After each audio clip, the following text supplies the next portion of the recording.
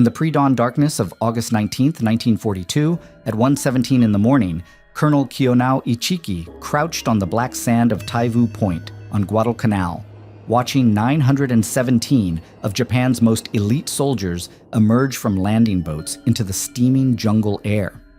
At 38 years old, Ichiki was a battle-hardened veteran of China with 0 defeats, facing what Japanese intelligence assured him were a few hundred lightly equipped American Marines defending an airfield 14 kilometers to the west. His men were the first element of the 28th Infantry Regiment, troops who had swept through China like a typhoon, soldiers who believed one Japanese warrior could defeat 10 Americans in close combat.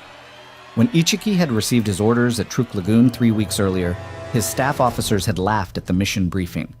The Americans at Henderson Field were described as demoralized, poorly supplied, and desperately clinging to a single runway they barely knew how to use. Intelligence reports estimated enemy strength at fewer than 2,000 Marines scattered across multiple positions, with no heavy weapons and limited ammunition. Ichiki's force carried 7 days of rice, light mortars, and supreme confidence, no heavy artillery, no tanks, because Japanese doctrine taught that shock infantry with bayonets and fighting spirit could overwhelm any defensive position. His orders were simple: march west, destroy the American garrison, recapture the airfield, and restore Japanese control of the Solomon Islands before enemy reinforcements could arrive. Meanwhile, 14 kilometers away, Colonel Clifton Cates of the 1st Marine Regiment had spent 72 hours preparing something the Japanese intelligence had completely missed. His Marines had dug fighting positions along the west bank of Alligator Creek, strung barbed wire across a narrow sandbar, and positioned 2 37mm anti-tank guns loaded with canister rounds, each shell packed with 128 steel balls designed to turn the creek mouth into a killing field. The Marines had registered their 75mm and 105mm artillery on pre-selected targets on the east bank, positioned heavy machine guns in interlocking fields of fire, and waited. At 01:30 on August 21st, as Ichiki's elite troops began their confident advance across what they believed was an undefended sandbar, they discovered that sometimes the Americans you laugh at are the ones who have been waiting for you to walk into their trap. The humid air pressed against Colonel Ichiki's uniform as he assembled his officers on the beach at Taivu Point, the sound of retreating landing craft fading into the darkness. 917 men of the Imperial Japanese Army's 28th Infantry Regiment stood in formation behind him, their rifles gleaming with condensation from the tropical night. These were not ordinary soldiers. They had marched through the streets of Nanking, fought in the mountains of northern China, and earned their reputation as shock troops capable of breaking any defensive line through sheer audacity and steel. Ichiki himself had never lost a battle, and his confidence radiated through the ranks like electricity. The Americans waiting 14 kilometers to the west were, according to every intelligence report, a demoralized garrison clinging to an airfield they could barely defend. Major Kuramoto spread the operational map across a wooden crate, illuminating it with a shielded flashlight. The route was simple: a direct march west along the coastal track through coconut plantations and jungle, culminating in a night assault on the marine perimeter at Henderson Field. Japanese intelligence had identified the enemy as elements of the 1st Marine Division, perhaps 1,500 to 2,000 men scattered across multiple defensive positions with minimal heavy weapons. The reports described Marines short on ammunition, weakened by tropical diseases, and psychologically broken by weeks of isolation. More importantly, aerial reconnaissance had detected no significant fortifications, no minefields, and no evidence of coordinated defensive planning. The Americans appeared to be holding scattered strong points connected by thin patrols, exactly the kind of defense that Japanese doctrine was designed to shatter. Ichiki's tactical plan reflected decades of successful experience in China. His force would advance in 3 phases: an initial reconnaissance element to identify American positions, followed by concentrated mortar fire to suppress enemy strongpoints, then a decisive night assault by his main infantry force attacking on a narrow front to achieve breakthrough. Japanese training emphasized speed, violence, and psychological shock. The idea was not to engage in prolonged firefights, but to close with the enemy so rapidly that American firepower advantages would become irrelevant. Once his troops reached the Marine lines with bayonets fixed, Ichiki believed the battle would be decided within minutes. American soldiers, he had been told, lacked the fighting spirit to engage in close combat against Japanese steel. The march began at 0200 hours on August 20th, with advanced scouts disappearing into the jungle ahead of the main column. Ichiki's men moved with practiced silence, their equipment muffled and their movements coordinated through hand signals refined during years of night operations. They carried Type 99 rifles with fixed bayonets, light mortars, machine guns, and 7 days of rice. Enough supplies for a rapid campaign, but nothing that would slow their advance. The decision to travel light reflected Ichiki's fundamental assessment of the tactical situation. Heavy artillery would take days to move through the jungle, and armored support was impossible given the terrain. Speed and surprise would compensate for firepower, exactly as Japanese doctrine prescribed. As the column wound through coconut groves and dense vegetation, Ichiki reviewed the intelligence reports that had shaped his planning. American forces on Guadalcanal were described as Marine units rushed into position without adequate preparation, supplied by ships that arrived irregularly under constant threat of Japanese air attack. The Marines were reportedly suffering from malaria, dysentery, and malnutrition while defending an airfield they barely understood how to operate. Most critically, the reports indicated that American defensive positions were poorly coordinated, with significant gaps between strong points that aggressive infantry could exploit. The Japanese assessment was that American morale was brittle and would collapse under the pressure of a determined night attack. By dawn on August 20th, Ichiki's force had covered approximately half the distance to Henderson Field, reaching positions within striking distance of the Marine perimeter. Reconnaissance patrols reported American activity along a creek that crossed the coastal track, but the defenses appeared exactly as intelligence had described: scattered positions occupied by small groups of Marines with no evidence of integrated fire plans or coordinated command. Ichiki's officers expressed confidence that the assault would succeed within hours of its initiation. The creek crossing looked like nothing more than a minor obstacle, easily overcome by determined infantry willing to accept casualties in exchange for rapid breakthrough. What Ichiki did not know was that his entire operational assessment was built on fundamentally flawed intelligence. The Marines defending Henderson Field were not scattered garrison troops clinging to isolated positions. Colonel Clifton Cates of the 1st Marine Regiment had spent weeks preparing coordinated defenses specifically designed to channel attacking forces into predetermined killing zones. The creek that Ichiki's scouts had identified as a minor obstacle was actually Alligator Creek, and Cates had transformed its narrow sandbar mouth into the centerpiece of an integrated defense system. Two 37mm anti-tank guns had been positioned to fire canister rounds across the sandbar, while heavy machine guns were sighted to provide interlocking fields of fire. Artillery had been pre-registered on the eastern approaches, and the Marines had rehearsed their fire plans repeatedly. As night fell on August 20th, Ichiki made the decision that would seal his fate and the fate of his 900 men. Rather than conducting a deliberate reconnaissance to confirm enemy dispositions, rather than waiting for additional intelligence on American defensive capabilities, rather than coordinating with other Japanese forces scheduled to arrive later, he ordered an immediate night assault. The reasoning was tactically sound according to Japanese doctrine: strike hard, strike fast, overwhelm the enemy before they could react. His confidence was absolute. The Marines waiting across Alligator Creek were about to face the full weight of Japan's most experienced infantry, attacking at night when American firepower advantages would be minimized. At 0100 hours on August 21st, Ichiki's men began their final approach to positions along the eastern bank of Alligator Creek. Through the darkness ahead, they could see the faint outline of the sandbar that would carry them across the water and into the American defensive line. The assault would begin within minutes, and Ichiki was certain that by dawn, Henderson Field would once again fly the rising sun. His elite troops had never failed him, and there was no reason to believe these few Marines would prove any different from the Chinese armies they had shattered across a dozen battlefields. The trap was closing, but Colonel Ichiki believed he was the one setting it. The first Japanese mortar rounds began falling at 0130 hours, their explosions echoing across the water as Ichiki's gunners attempted to suppress what they believed were scattered Marine positions on the western bank. The mortars fired blind in the darkness, their crews estimating range and deflection based on daylight reconnaissance that had failed to identify the true nature of Colonel Cates's defensive preparations. Behind the mortar barrage, machine gunners of the 28th Infantry Regiment opened fire from positions along the eastern bank, their muzzle flashes creating brief strobes of light that illuminated the narrow sandbar stretching across Alligator Creek's mouth.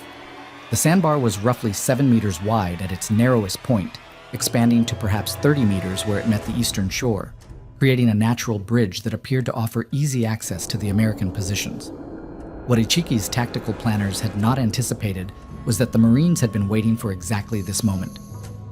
Sergeant Major Jacob Vuza had crawled back into friendly lines just hours earlier, his body torn by Japanese bayonets, but his mind clear enough to deliver precise intelligence on enemy intentions and timing. Vuza had been captured during a reconnaissance patrol, tortured for information about American defensive positions, then left for dead when he refused to reveal Marine dispositions. His escape and warning had given Colonel Cates the final pieces of information needed to spring the trap that had been weeks in preparation. The Marines knew the attack was coming. They knew it would focus on the sandbar, and they were ready. The first wave of Japanese infantry emerged from the coconut grove on the eastern bank at approximately 0145, roughly 100 soldiers advancing in disciplined formation across the sandbar, with bayonets fixed and rifles at the ready. These were veteran troops who had perfected night assault tactics. During years of combat in China, men who moved with confidence born of countless successful attacks against defensive positions. Their plan was simple and had worked repeatedly: close rapidly with the enemy, accept casualties during the approach, then overwhelm defender positions through aggressive bayonet charges that would shatter American morale. The narrow sandbar concentrated their assault force exactly as Japanese doctrine prescribed, creating maximum shock effect at the point of contact. Colonel Cates waited until the lead Japanese soldiers had advanced halfway across the sandbar before giving the signal that unleashed the Marine defensive plan. The first 37mm anti-tank gun fired its canister round at point-blank range, the shell bursting just meters in front of the advancing infantry and releasing 128 steel balls in a cone of destruction that swept the sandbar clean.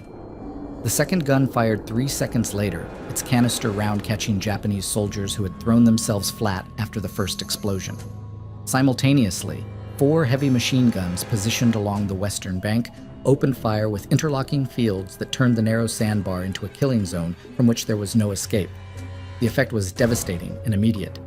Japanese soldiers caught on the sandbar had nowhere to seek cover, no way to return effective fire, and no possibility of retreat as more troops pushed forward from behind.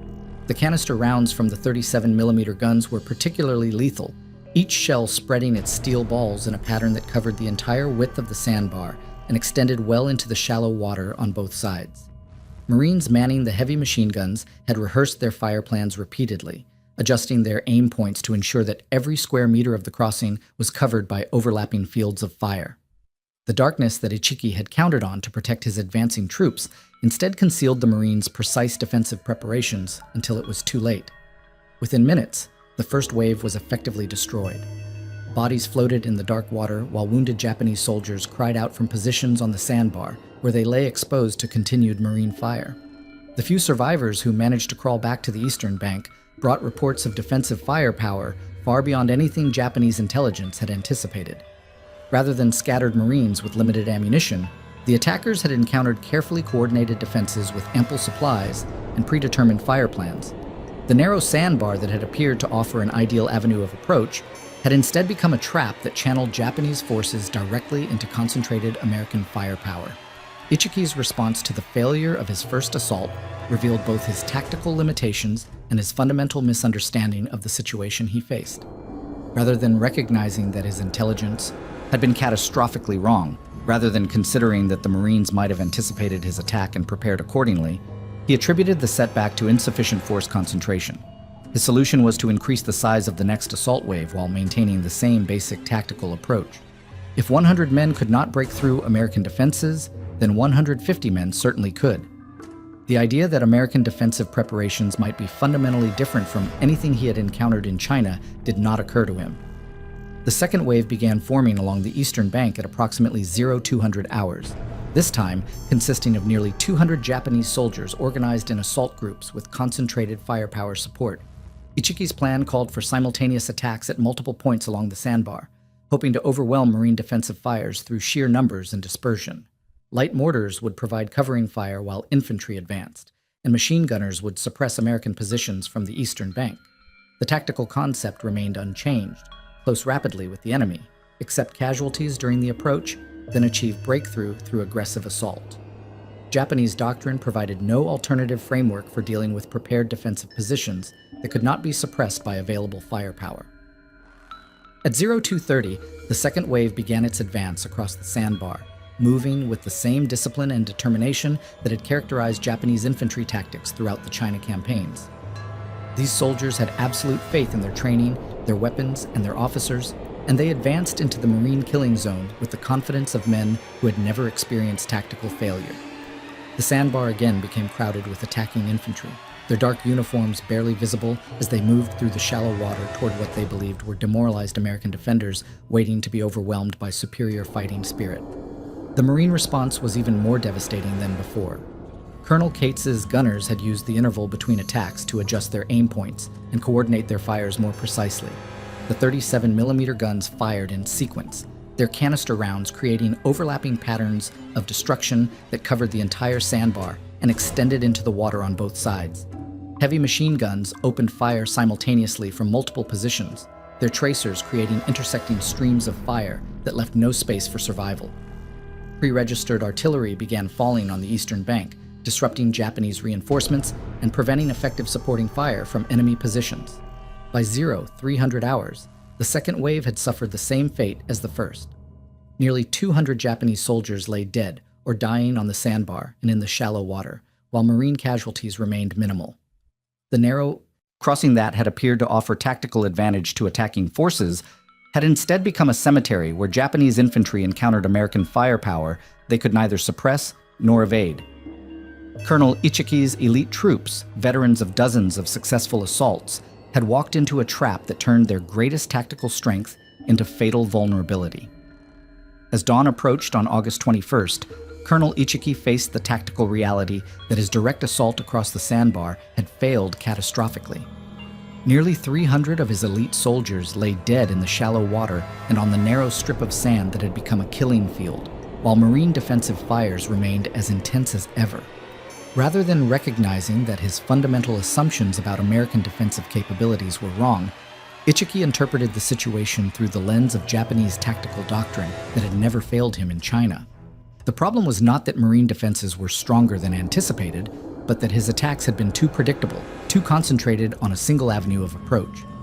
The solution was tactical flexibility. Find another way to close with the enemy where American firepower advantages could be neutralized. Major Kuramoto spread reconnaissance reports across a makeshift table in the coconut grove where Ichiki had established his temporary command post. The reports confirmed what visual observation suggested.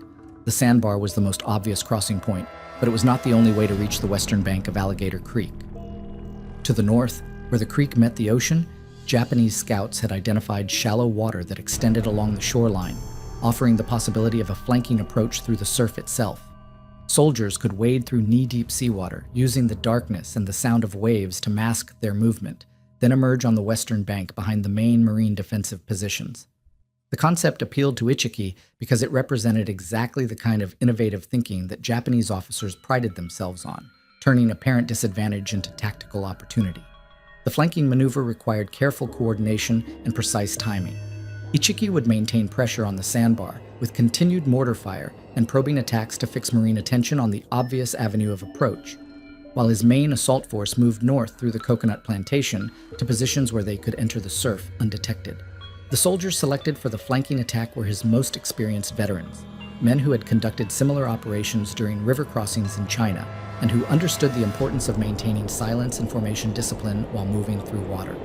Their mission was to penetrate Marine defensive positions from an unexpected direction, create confusion and panic among the defenders, then hold their positions until the main force could cross the sandbar and link up.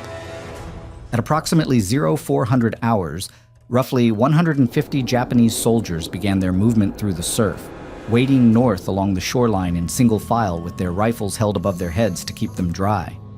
The water was warmer than expected, but the current was stronger, forcing the men to struggle against waves that threatened to break their formation and sweep equipment away.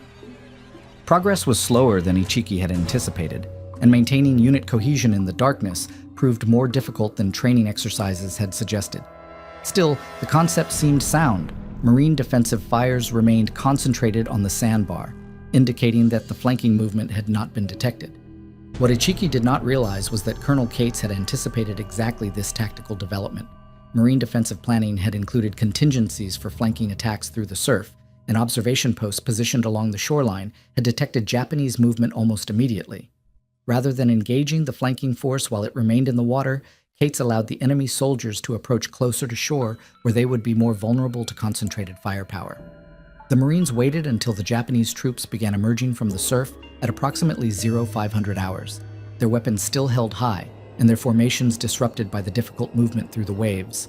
The Marine response was swift and devastating.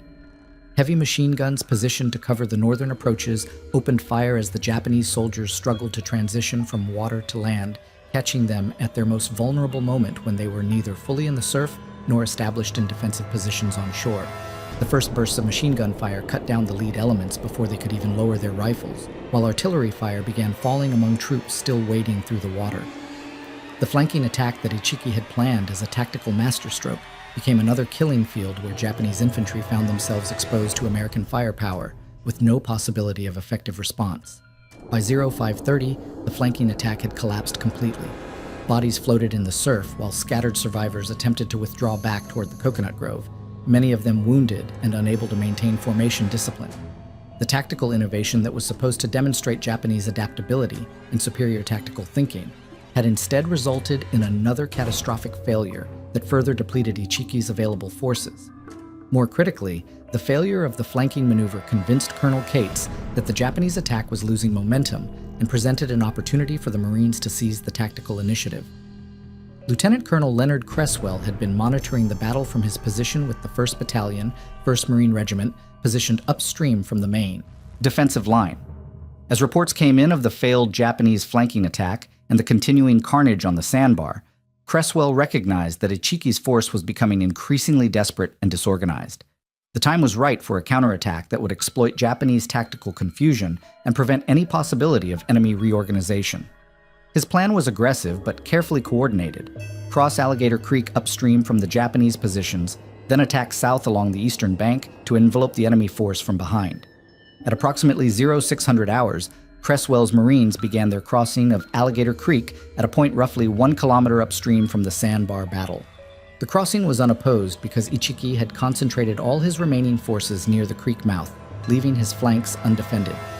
Marine reconnaissance had identified the crossing site during previous patrols, and the water was shallow enough to permit rapid movement while maintaining unit cohesion. Within 30 minutes, nearly 400 Marines had crossed to the eastern bank and begun advancing south through the coconut plantation toward the Japanese rear areas. The Marine advance caught Ichiki's remaining forces completely by surprise. Japanese soldiers who had spent hours focused on the seemingly impregnable Marine defenses across the sandbar suddenly found themselves under attack from behind, with American infantry advancing through positions they had assumed were secure. The psychological impact was immediate and devastating. Elite troops who prided themselves on tactical superiority discovered that they had been outmaneuvered by the same Marines they had dismissed as inferior opponents. Unit cohesion began to break down as individual soldiers and small groups attempted to establish defensive positions while others fled deeper into the coconut grove. By 0800 hours, Ichiki's tactical situation had become hopeless. His force was trapped between the original Marine defensive positions on the western bank of Alligator Creek and Cresswell's advancing Marines, attacking from the south and east. The coconut grove that had provided concealment during the approach march had become a prison where Japanese soldiers found themselves surrounded by enemies they could not see and facing firepower they could not match. Artillery fire began falling throughout the grove as Marine forward observers adjusted their aim points to target concentrations of enemy troops, while machine gun fire from multiple directions prevented any possibility of organized withdrawal. The trap that Colonel Cates had envisioned was now complete. Japanese forces that had expected to overwhelm scattered Marine defenders through superior fighting spirit and tactical expertise found themselves caught in a carefully orchestrated envelopment where every attempt at maneuver led to greater casualties and tactical confusion. The elite troops who had laughed at American defensive capabilities discovered that overconfidence was no substitute for accurate intelligence, coordinated planning, and the harsh reality of combined arms warfare. Ichiki's remaining soldiers pressed into an increasingly smaller area of the coconut grove, prepared to make their final stand against an enemy they had fatally underestimated. By noon on August 21st, the remnants of Ichiki's once proud detachment had been compressed into a shrinking pocket of coconut grove, roughly 200 meters square, surrounded by Marines who maintained steady pressure from multiple directions. Japanese resistance had devolved from coordinated tactical maneuvers into desperate individual fights as small groups of soldiers attempted to hold positions among the palm trees, while American artillery continued to fall throughout their perimeter. The sound of incoming shells mixed with rifle fire and the screams of wounded men created a hellish cacophony that marked the final phase of what had begun as a confident assault by elite infantry. Colonel Ichiki himself had been wounded in the leg by shrapnel, but he continued to move among his surviving troops, attempting to maintain some semblance of command structure even as his tactical situation deteriorated beyond recovery. Lieutenant Colonel Cresswell coordinated the Marine advance from a position that gave him clear observation of the Japanese pocket, directing his companies to maintain pressure while avoiding unnecessary casualties among his own men. The enemy was clearly beaten, trapped in terrain that offered minimal defensive advantage against a force with superior numbers and firepower. Marine casualties had been remarkably light, fewer than 50 killed and wounded compared to the hundreds of Japanese bodies that littered the sandbar, the surf, and the approaches to the coconut grove. Still, Cresswell was experienced enough to know that cornered troops could be extremely dangerous, and he had no intention of allowing desperation to inflict unnecessary losses on his Marines during the final phase of the battle. The decision to employ armor came from Colonel Cates himself, who recognized that tanks could accomplish in minutes what continued infantry assaults might take hours to achieve, while costing additional Marine lives. 5 M3 Stuart light tanks from the 3rd Tank Battalion had been positioned near Henderson Field specifically to provide support for defensive operations, and their crews had been monitoring radio communications throughout the night battle. Each Stuart carried a 37mm main gun with both armor-piercing and canister ammunition, plus 230 caliber machine guns that could deliver sustained fire against infantry targets. More importantly, the tanks could operate in terrain that was difficult for infantry, using their mobility and armor protection to close with enemy positions that might otherwise require costly frontal assaults. At 1300 hours, the 5 Stuarts began their advance toward the Japanese perimeter, moving in single file along a trail that had been cleared by Marine engineers during the previous weeks. The lead tank commander, Staff Sergeant James Rivers, had fought in similar operations during training exercises in the United States, but this would be his first experience using armor against desperate infantry in close terrain. The psychological effect of the approaching tanks on the trapped Japanese soldiers was immediate and profound. Men who had shown remarkable courage during hours of artillery bombardment and rifle fire began to break and run as the mechanical roar of diesel engines announced the arrival of weapons against which they had no defense. The first Stuart reached the edge of the coconut grove at approximately 13:15, its 37mm gun traversing left and right as the crew searched for targets among the palm trees. Japanese soldiers who attempted to engage the tank with rifle fire discovered that their bullets had no effect on the armor, while return fire from the tank's machine guns cut them down with devastating efficiency. The canister rounds fired by the main gun were particularly lethal in the confined space of the grove, each shell releasing its load of steel balls in a cone that swept multiple palm trees clean of defenders. Within minutes, organized Japanese resistance began to collapse as individual soldiers realized that continuing to fight meant certain death with no possibility of inflicting meaningful casualties on their attackers.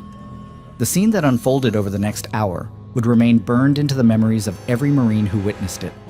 The 5 tanks moved methodically through the coconut grove, their crews firing canister rounds and machine gun bursts at any sign of enemy activity while their tracks ground over positions where Japanese soldiers lay wounded or dead.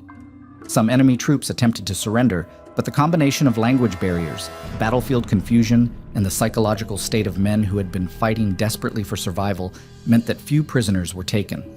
Most Japanese soldiers chose to continue fighting until they were killed, preferring death to the shame of surrender that their military culture had taught them was worse than any fate.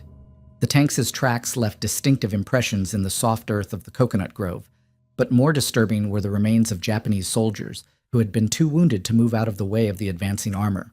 Staff Sergeant Rivers would later report that the rear of his tank looked like it had been painted with red and black streaks, while palm fronds and pieces of equipment hung from the drive sprockets and bogie wheels.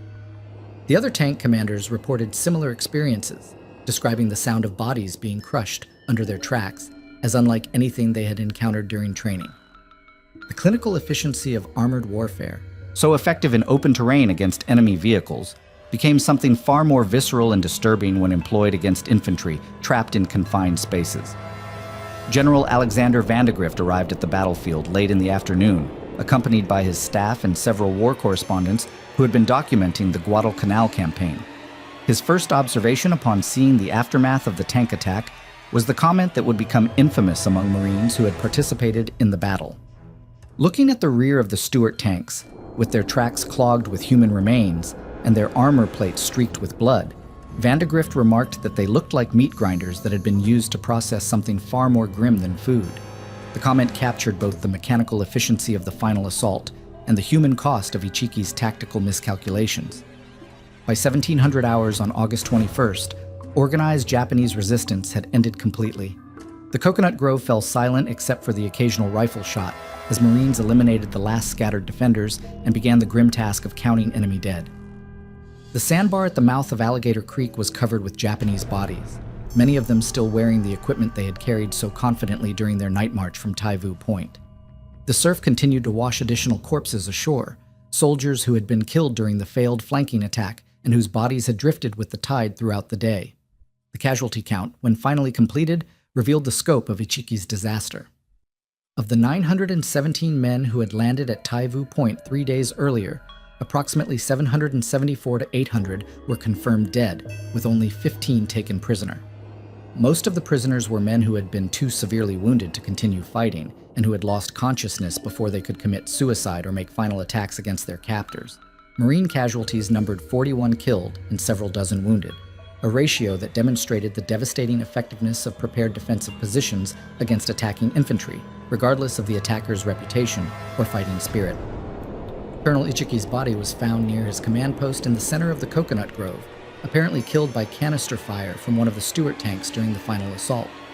His sword and personal effects were recovered by Marines who recognized the significance of his rank insignia, though few of the American participants understood the full implications of what they had accomplished.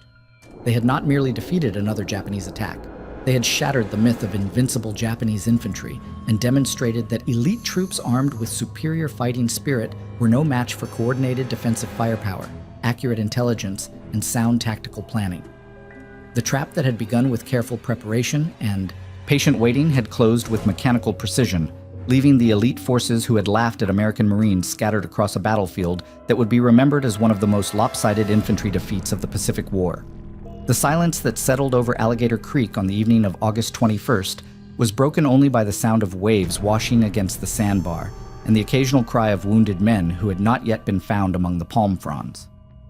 Colonel Cates walked the battlefield accompanied by his staff officers, surveying a scene of destruction that exceeded anything they had witnessed during their months of training in the United States. Japanese bodies lay scattered across every avenue of approach the enemy had attempted. The sandbar was carpeted with corpses in neat rows where the canister fire had swept them down. The surf continued to deposit additional dead along the shoreline, and the coconut grove resembled a slaughter pen where the final tank assault had eliminated the last organized resistance. Sergeant Major Jacob Vauza, his wounds bandaged but his spirit intact, served as interpreter when the few Japanese prisoners were brought in for questioning. Most were too severely wounded to provide coherent information, but the story they told was consistent. The Ichiki detachment had expected to face scattered defenders with limited heavy weapons and poor morale. Instead, they had encountered carefully coordinated defenses with integrated firepower and tactical flexibility that their intelligence reports had never suggested. One dying lieutenant kept repeating that the Americans had fought like Japanese soldiers, with discipline and determination that contradicted everything his officers had told him about enemy capabilities. The radio message that Colonel Cresswell transmitted back to divisional headquarters at 1800 hours would become one of the most significant intelligence reports of the early Pacific War. The text was brief, but its implications were profound. Enemy attack repelled. Estimate 800 Japanese casualties. Marine losses minimal. Enemy force was elite infantry with extensive combat experience. American defensive preparations proved completely effective. What the message did not convey was the psychological impact on both sides of a battle that had shattered fundamental assumptions about tactical superiority and fighting effectiveness. Among the Japanese survivors who managed to escape back toward Taivu Point, the mood was one of shocked disbelief rather than tactical analysis. These men had witnessed the destruction of what they had been taught was an invincible force, elite infantry that had never failed in combat against any enemy. The Americans they had been ordered to sweep aside had instead demonstrated firepower, tactical coordination, and battlefield discipline that matched or exceeded anything in the Japanese military arsenal. The 30 survivors who eventually reached Japanese positions carried with them a message that would force Imperial headquarters to completely reassess their understanding of American military capabilities. The radio transmission that reached General Hyakutake's headquarters at Rabaul later that evening contained a single sentence that would echo through Japanese military planning for the remainder of the war. "We were almost annihilated at Guadalcanal." The implications of Ichiki's defeat extended far beyond the tactical level. For 2 years, Japanese military doctrine had been built on the premise that American soldiers lacked the fighting spirit and tactical skill to engage Japanese forces in close combat. The destruction of an entire elite regiment by Marine defenders suggested that this fundamental assumption was catastrophically wrong. General Alexander Vandegrift recognized immediately that the victory at Alligator Creek represented more than a successful defensive action. His Marines had proven that American forces could not only hold their own against elite Japanese infantry, but could defeat them decisively through superior preparation, coordination, and tactical flexibility. The psychological implications were as significant as the tactical results. His men had faced the cream of the Japanese army and emerged victorious with minimal casualties. Morale throughout the 1st Marine Division soared as word of the victory spread through the ranks, while confidence in American defensive capabilities was validated at every level of command. The Japanese response to Ichiki's defeat revealed the depth of institutional shock that the battle had created within Imperial military circles. Rather than accepting that American forces might be more capable than previously estimated, Japanese planners initially attributed the disaster to inadequate preparation and insufficient force strength. The solution, according to staff officers at Rabaul, was to reinforce failure with larger attacks using more troops and heavier equipment. The idea that American defensive tactics might be fundamentally superior to Japanese assault doctrine was too revolutionary to accept without overwhelming evidence.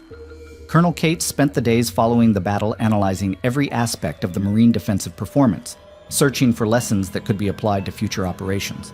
His conclusion was that victory had resulted from 3 critical factors that worked in combination: accurate intelligence provided by Jacob Vaux's heroic reconnaissance, careful preparation of integrated defensive positions with overlapping fields of fire, and tactical flexibility that allowed rapid transition from defense to offense when opportunities arose. The 37mm guns firing canister rounds had been particularly effective, demonstrating that anti-tank weapons could be repurposed for anti-personnel roles when properly employed. The broader strategic implications of the Battle of Tenaru became apparent over the following weeks as Japanese forces on Guadalcanal struggled to develop new tactical approaches that could overcome American defensive advantages. The myth of Japanese invincibility in close combat had been shattered by Marines who demonstrated that superior training, equipment, and coordination could defeat any enemy regardless of reputation or fighting spirit. More importantly, the battle established patterns that would characterize Pacific War combat for the remainder of the conflict. Japanese forces attacking prepared American positions would consistently suffer catastrophic casualties while achieving minimal tactical gains. Intelligence reports reaching Washington confirmed what field commanders had suspected. The Japanese military had built its entire Pacific strategy on fundamental misassessments of American fighting capabilities. The destruction of the Ichiki detachment provided the first clear evidence that elite Japanese forces could be defeated decisively by properly prepared American defenders. This intelligence would reshape American strategic planning and provide confidence for increasingly ambitious operations throughout the Pacific theater. The personal cost of victory was not lost on the Marines who had witnessed the slaughter at Alligator Creek. Many of the men who had operated the 37mm guns or driven the Stuart tanks reported difficulty sleeping for weeks after the battle, their dreams haunted by images of Japanese soldiers caught in killing fields they could not escape. The clinical efficiency of modern warfare, demonstrated so dramatically during the final tank assault, created psychological burdens that military training had not prepared them to handle. For the families of the 800 Japanese soldiers who died in the Coconut Grove and on the sandbar, news of the disaster would arrive through official channels that provided no details about how their sons and husbands had been killed. The letters would speak of heroic sacrifice in service to the emperor, but they would not mention that elite troops had been led into a trap by commanders who had fatally underestimated their enemy. The personal tragedies hidden behind tactical statistics represented the human cost of military miscalculations that had been building since the beginning of the Pacific War. The final lesson of the Battle of Tenaru was written in the careful after-action reports that Colonel Cates submitted to higher headquarters. Small tactical decisions had produced enormous strategic consequences. Ichiki's choice to attack immediately rather than wait for reinforcements. The Marine decision to prepare integrated defensive positions rather than scattered strong points. the timing of Vuza's intelligence report, and the deployment of armor during the final assault. War was ultimately decided by the accumulation of such decisions, each seemingly minor, but collectively determining whether elite troops would laugh at their enemies or die in carefully prepared traps that turned overconfidence into catastrophe.